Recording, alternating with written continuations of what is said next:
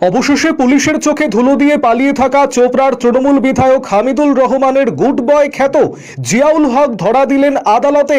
বিধানসভা নির্বাচনের পর থেকেই তিনি পলাতক ছিলেন বলে জানা গিয়েছে।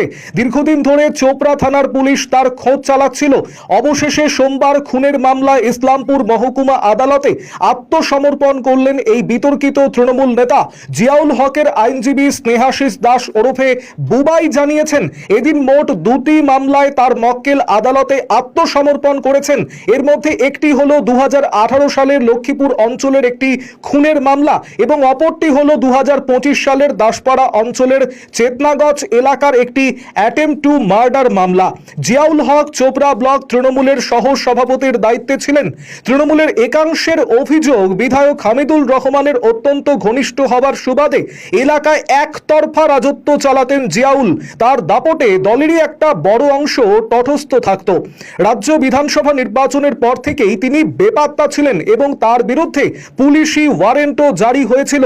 অন্যদিকে বিজেপির অভিযোগ, নির্বাচনের সময় বিরোধীদের বিরুদ্ধে একাধিক হুমকিমূলক বক্তব্য দিয়েছিলেন জিয়াউল। এলাকায় সন্ত্রাস ছড়ানোর পেছনে তার বড় ভূমিকা ছিল। জানা গিয়েছে, এর আগেও দুবার আদালতে আত্মসমর্পণ করতে এসেও শেষ মুহূর্তে চম্পট দিয়েছিলেন জিয়াউল। তবে এবার আর শেষ রক্ষা হলো না।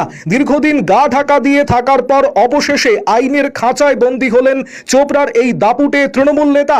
আদালত তাকে জেল হেফাজতে পাঠিয়েছে নাকি পুলিশ নিজেদের হেফাজতে নেওয়ার আবেদন জানাবে, সেদিকেই এখন নজর রাজনৈতিক মহলের।